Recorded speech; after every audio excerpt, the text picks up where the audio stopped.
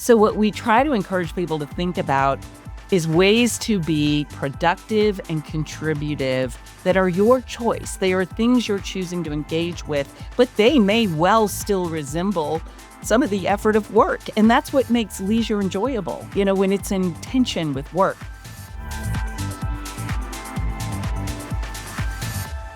More often than not, a person's identity is tied to their job. And when they retire, well, guess what? They're lost. Instead of saying, I'm an accountant, or I'm a plumber, or I'm a digital marketing executive, or whatever they did for a living, they got nothing. Well, here to talk with us about that is Elizabeth Zelinka Parsons. She's the author of Encore, A High Achiever's Guide to Thriving in Retirement. Elizabeth, welcome. Thank you. I appreciate being here.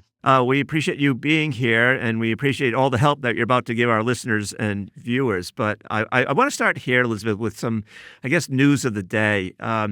Recently, we learned that some 1,300 people who work at the Department of Education, federal workers, will be laid off. And this sudden termination will probably leave many of them into early retirement or an unplanned retirement.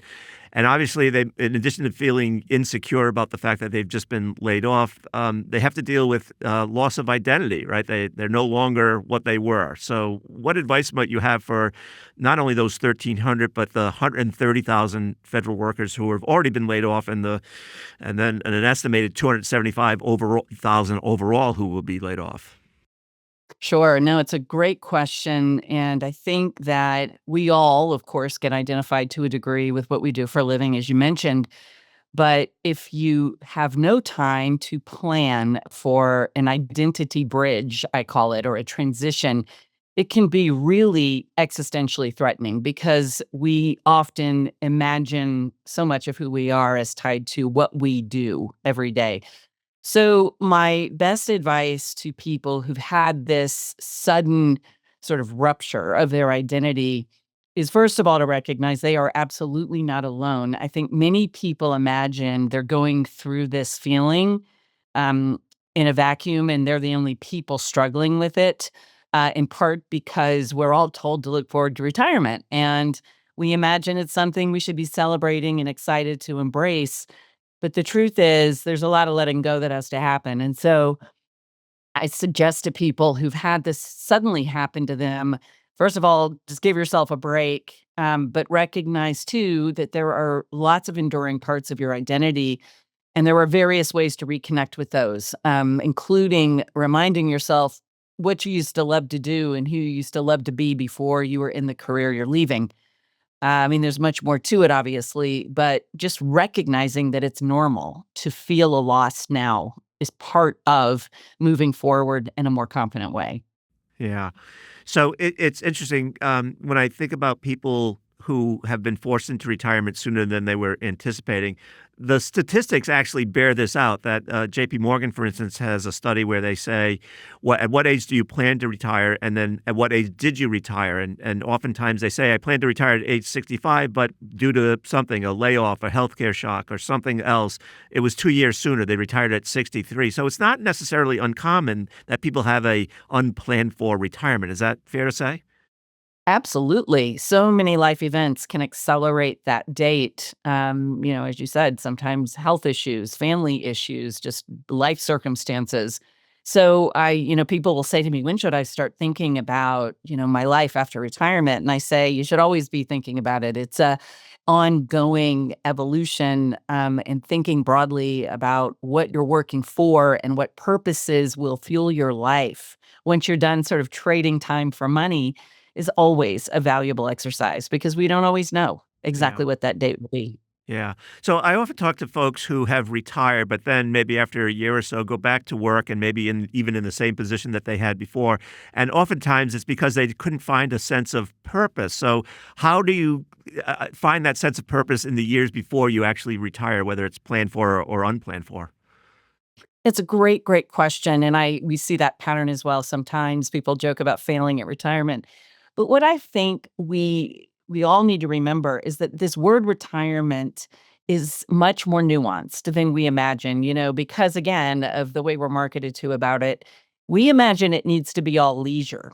and that what we're going to be doing and should be doing when we leave our full-time working lives is just playing full-time, and we remind people, sure, 30 Saturdays in a row sounds quite nice when you've been working for decades, but 365, that's a bit much. So what we try to encourage people to think about is ways to be productive and contributive that are your choice. They are things you're choosing to engage with, but they may well still resemble some of the effort of work. And that's what makes leisure enjoyable, when it's in tension with work. So I think the people that end up sort of boomeranging straight back into full-time jobs is because they really didn't think about the fact that they could reshape their lives so that there's some effort, some new challenge, but it's living in a nice mosaic with more time with family and friends, more time with hobbies, more time learning new things. And if you can embrace that mosaic concept, it's much easier to have a really rich, energizing chapter called retirement that isn't just playing golf and literally having fun. It's an easier way to embrace life, I think, and succeed at a chapter that feels very energizing. One of the things we talk to people about is truly thinking about a new life structure. We're all used to the monolith of work, sort of establishing the scaffolding of how we live, and then everything else gets tucked around the edges. But if you can think about reshaping it so that you are distributing your time and energy across a variety of areas you care about, it's a much more sustainable way to move into this change, just as your friend sort of proposed. Yeah. We've also had another guest on, maybe you know him, Fritz Gilbert, who wrote the Retirement Manifesto, and he wrote a book called The Keys to a Successful Retirement. And one of the things that he said about his retirement was he said he wanted to do charitable work, but he didn't necessarily identify what it was that he was going to do in that regard. What he said was, directionally I knew where I wanted to go, but I didn't necessarily have the specifics of what I was going to do. Is that something that you encounter as well? Absolutely. I think people can identify what I call pathways, right? You start down the pathway, doesn't mean you have to stay committed to that pathway. And in fact, bring an experimental mindset along with you and recognize that you are in a world now where everything doesn't have to work perfectly. You don't have to get it right on the first try. I mean, these are opportunities to try things, see what fits, see what clicks. And so what, right? If you try something and it isn't exactly what you were after, it's one more data point. So again, you've almost got to shape your mindset differently in this phase of life and say, it's okay to try things. And it's okay to also say, I don't actually want to do that thing I tried, Yeah. which is a little bit of a different mindset than we bring to work. Yeah. So the research also shows that people who enter retirement either go back to work out of want or need. And oftentimes when they go back out of want, it's for the social interaction that they missed, that they had when they were at work. Is that something, too, that you would recommend folks who are searching for social interaction, that they find some sort of employment, whether for pay or not for pay?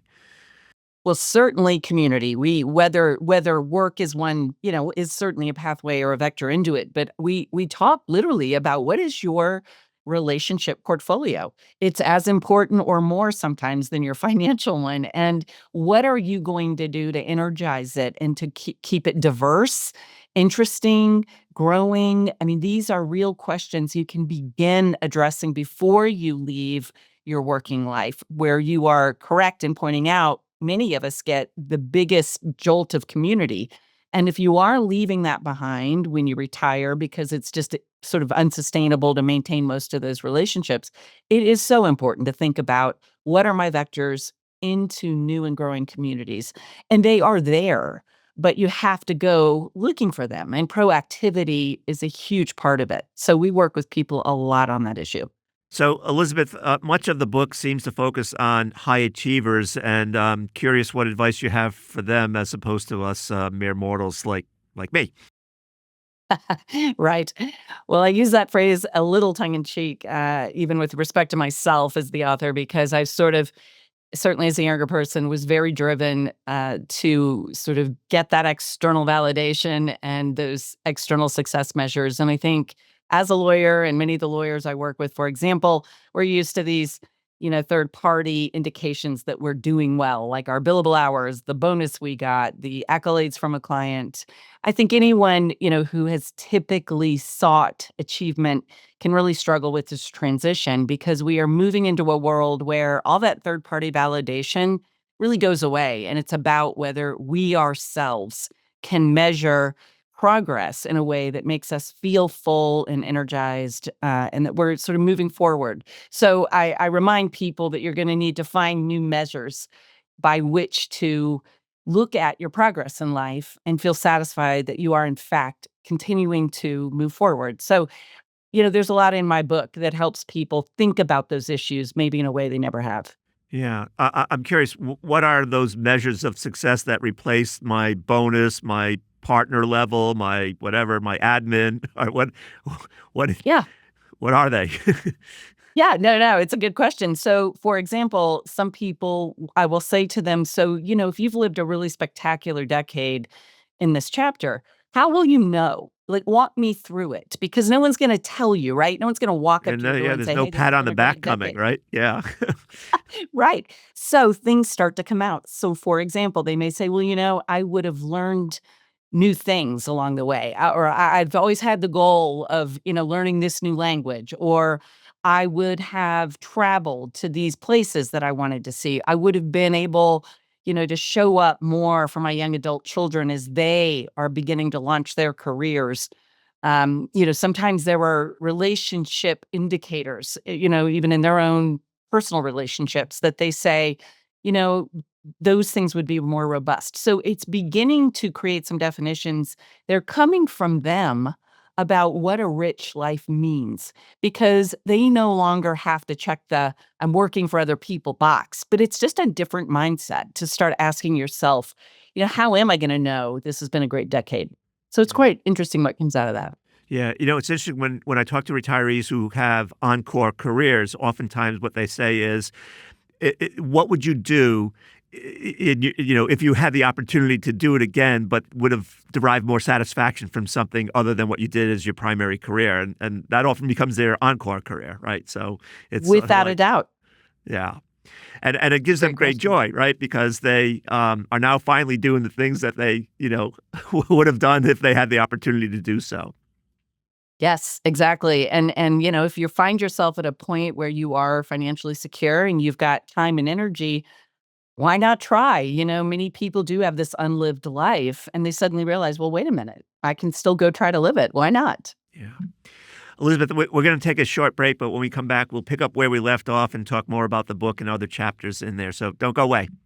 Welcome back to Decoding Retirement. I'm speaking with Elizabeth Zelinka Parsons. She's the author of Encore, A High Achiever's Guide to Thriving in Retirement.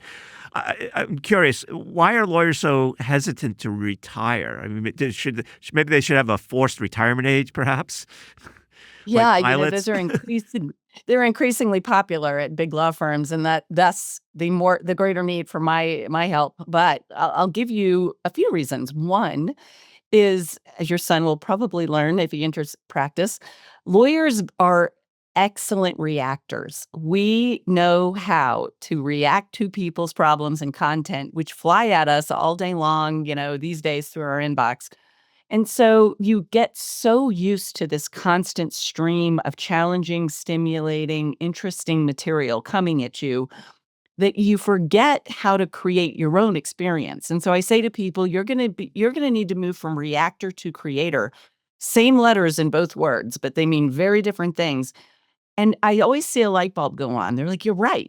I'm so good at dealing with the things that are coming at me that I've stopped thinking about how would I compose my own day if I could? How would I decide what my week looks like? That's just not something lawyers really do. And after decades of reacting, it's actually terrifying to imagine you're going to wake up on Monday morning, open your laptop, and there's no email. It's Right. like, No, what no am I going to email. do? Right. No email and no 8-minute block to bill. Right. Yeah, exactly. So another, piece here is by the time folks like this are reaching their retirement age, they're absolute masters in their domain. So they're in a wonderful comfort zone where they know how to do what they do. They're among the best in their field. They've got all the answers. So it's quite comfortable, cushy. And now suddenly they've got to step out of that comfort zone into a world where maybe they want to learn something new, but it's so uncomfortable to not be the master and the expert. So I say to them, just you've got to now become the student again. So if you want to learn to play the piano, for example, don't start evaluating yourself as a master pianist. You're not that yet. How about just evaluate yourself as a student of the piano and go from there? But these are all very significant shifts in what these folks are used to feeling and experiencing. Then, of course, there's the identity issue because a profession like that creates strong identity and, finally, life structure again. These people work hard. Most of their lives are spent thinking about or dealing with work. And when that all goes away at once, it just can feel like a huge void in the middle of the way they live if they haven't done some thinking about restructuring.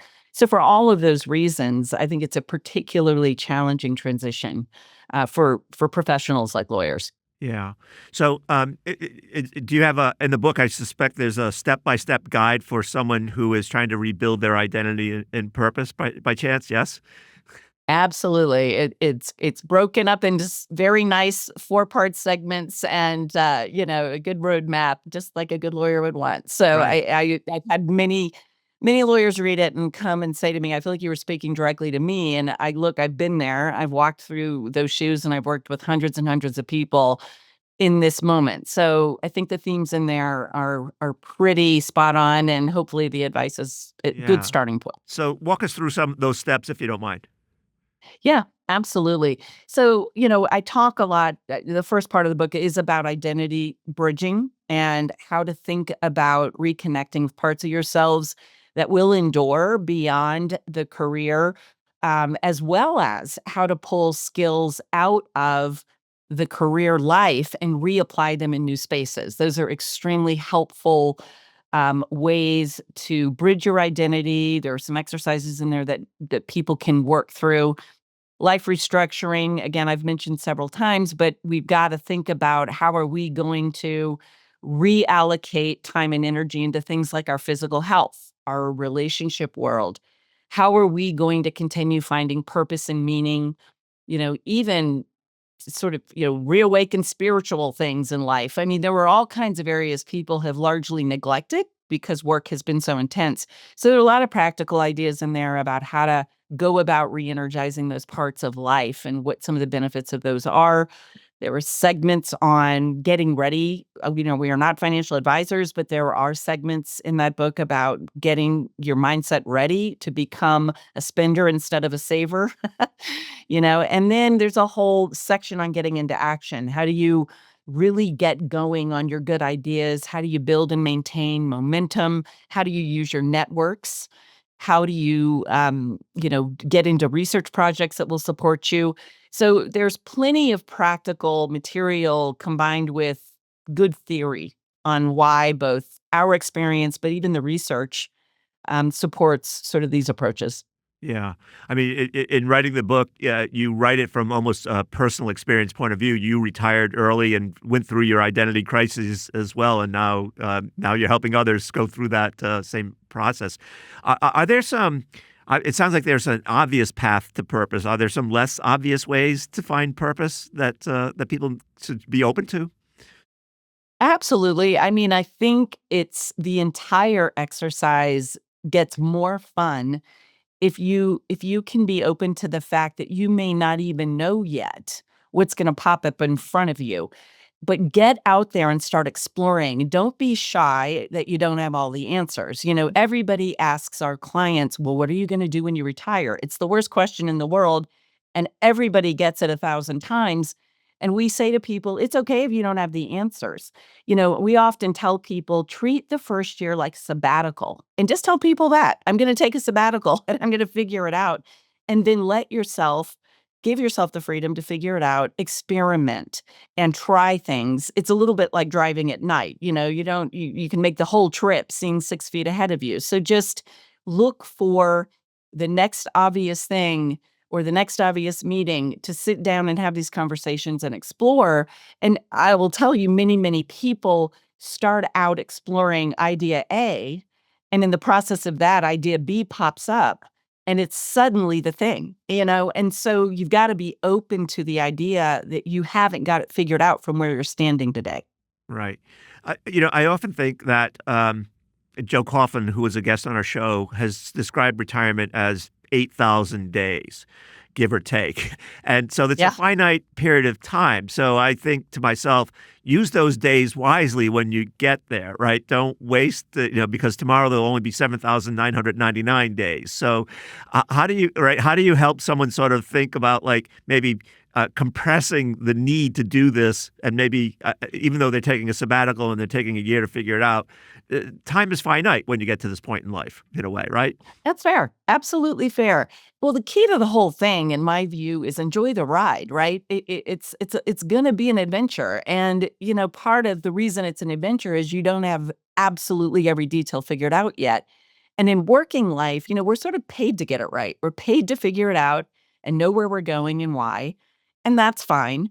But this can be like a ride on the river, and you don't have to know every detail to enjoy it. And so, as the exploration is unfolding, I remind people this is an opportunity to connect with people, meet new people, learn new things, research ideas. And that process by itself is valuable, and it can be a lot of fun as long as you don't burden it with the need to be certain. That need to be certain is what robs people of the pleasure of the exploration. But again, it's a different mindset than we often need to have at work, where we are really trying to minimize the uncertainty at all times. And so I really think it's more about a mindset shift than it is about racing to an answer. And it's about enjoying the process of discovering what the answer is. So, I think that year you take off, if you will, can be really rich and interesting, especially if you can just relax into the fact that no specific answer has to emerge immediately. Elizabeth, I'm afraid we've run out of time. I so greatly appreciate you sharing your knowledge and wisdom with viewers and our listeners, and can't wait to have you come back on a future episode. No, thank you, Bob. This has been wonderful. I appreciate it very much. Likewise.